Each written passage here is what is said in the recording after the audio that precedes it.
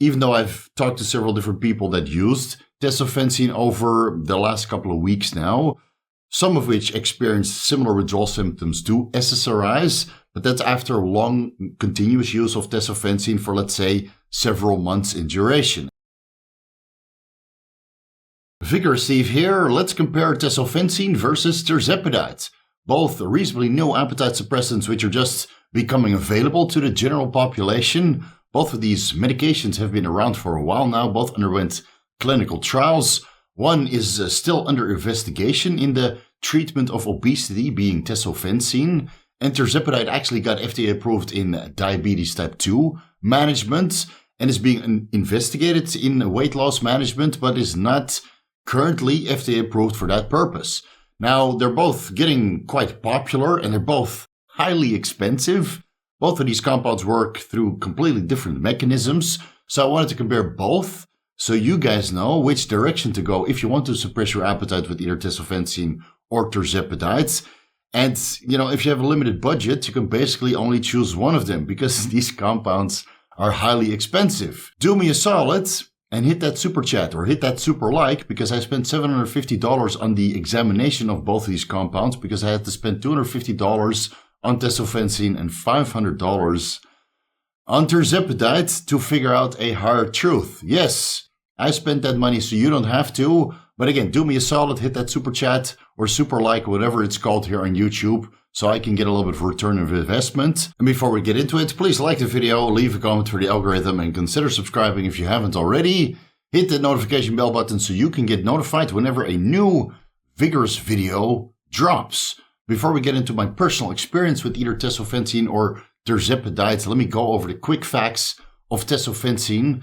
Tesofensine is a serotonin, noradrenaline, or norepinephrine dopamine reuptake inhibitor, also abbreviated to SNDRI. There's very limited drugs available which are actually SNDRI medications. Some of them are SSRIs or SNRIs or SDRIs, right? Depending on which neurotransmitter they actually block the reuptake of. Tesofensine blunts your appetite through a multitude of different pathways, one of them being through the 5-hydroxytryptophan receptors, which Tesofensine modulates in a similar sense that SSRIs modulate the 5-hydroxytryptophan receptors. The primary form of appetite suppression probably comes through the activation of the 5-HT2C receptors, but Tesofensine also modulates the 5-HT1A, 2A, and 2B receptors, and perhaps the 5-HT3 and 4 receptors, which help to regulate gastrointestinal motility.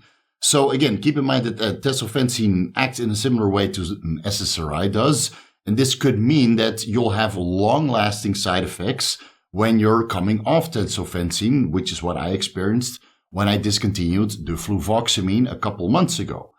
Now, to make a long story short, one of the other pathways that Tesofensine blunts your appetite is through noradrenaline and dopamine increases. So let's just make it simple without going into details how noradrenaline and dopamine act on different organs and help to regulate your appetite that way. Let's just say that noradrenaline and dopamine levels increase after the consumption of food. So if you take Tesofensine and you get these serotonergic, noradrenergic, and dopaminergic effects, increasing these neurotransmitters through the entirety of the duration of the day, that means you basically always get consistent appetite suppression. And it's also considering that Tesofensine has a super long half-life of over a week. 9 days, guys. 9 days, 220 hours. Tesofensine has a half-life of 9 freaking days. So that means it's going to take a while for this SNDRI effect to slowly build up. And it also means that Tesofensine discontinuation is basically self-tapering. So for the guys that ever experienced coming off an SSRI or an SDRI medication or another antidepressant, where you slowly have to taper off these medications to prevent some of the side effects and withdrawal symptoms from manifesting. And again, don't do what I did with fluvoxamine discontinuation, where you stop cold turkey and get all of the side effects within as little as 4 to 5 days. I made a separate video about that. I'll link it at the end of this one. Tesofensine, luckily, is kind of self-tapering due to its long half-life. So even though I've talked to several different people that used Tesofensine over the last couple of weeks now, some of which experienced similar withdrawal symptoms to SSRIs, But that's after long continuous use of tesofensine for, let's say, several months in duration. Again, I don't know where they get the money from because that's highly expensive, but some people respond quite well to tesofensine as their primary method of appetite suppression.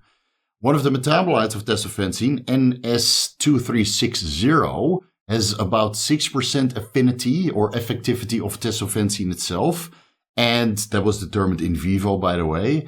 And this metabolite, NS2360, is active for 16 days or 374 hours.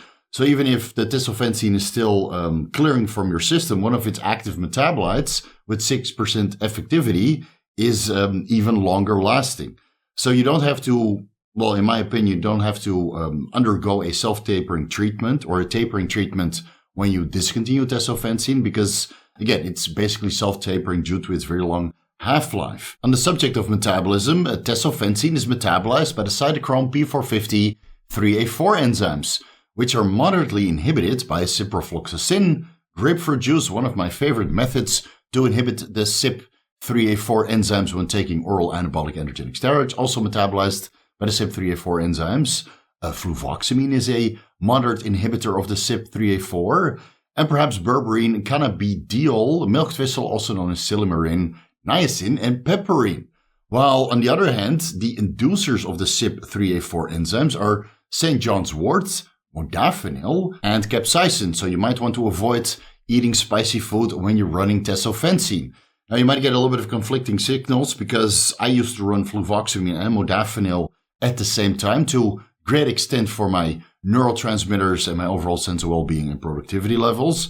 But again, fluvoxamine inhibits the CYP3A4 while modafinil induces the CYP3A4. So you have to look into this metabolic pathway and see which of these compounds are actually running when introducing tesofensine to your protocol for appetite suppression, because you might get overlapping or negative effects when you're combining these compounds together. Previously, tesofensine was investigated in the treatment of Alzheimer's disease as well as Parkinson's disease, but those clinical trials have already been discontinued. Currently, it's undergoing clinical trials for obesity management.